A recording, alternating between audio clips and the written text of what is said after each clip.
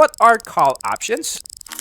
Call options are example of finance that grants the alternative buyer the right, but just not the obligation to purchase a stock, bond, raw material, or other assets or device at a specified price and within a specified period. The underlying asset is a stock, bond, or commodity. When the price of the underlying asset rises, the call buyers profit. A call option differs from a put option in that the holder has the right to sell the underlying asset at a specified price on or before the expiration date.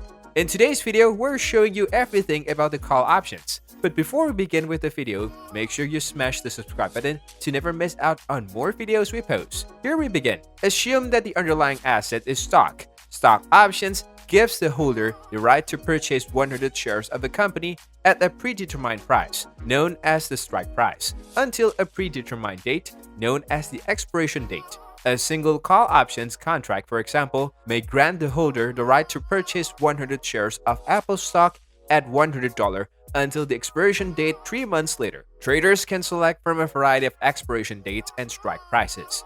As the value of Apple stock rises, so does the price of the option contract and vice versa. The call options buyer may keep the contract until the expiration date, where at the point they can take possession of the 100 stock shares or sell the options contract at any time before the expiration date at the contract's current market price.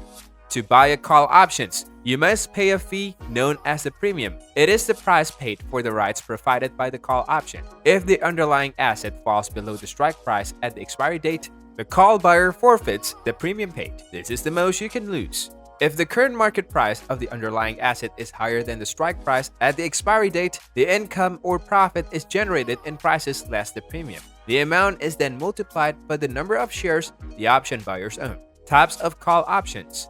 The first thing is a long call option. A long call option is simply a call option wherein the buyer has the right but not the responsibility to purchase a stock at a specified strike price in the future. The benefit of a long call is that it allows you to plan ahead of time to buy a stock at a lower price. For example, you could buy a long call option in advance of a newsworthy story such as a company's earnings report. While the profits from a long call options are unlimited, the losses are limited to the premiums paid. The second is the short call option. As the name implies, a short option holders is the inverse of a long call option. The seller of a short call options promises to sell their property at a fixed strike price in the future. Short call options are typically used for covered calls by the option seller or call options where the seller already owns the underlying stocks for their options. The call helps them limit their losses if the trader does not go their way. For example, if the call was uncovered and the stock appreciated significantly at price,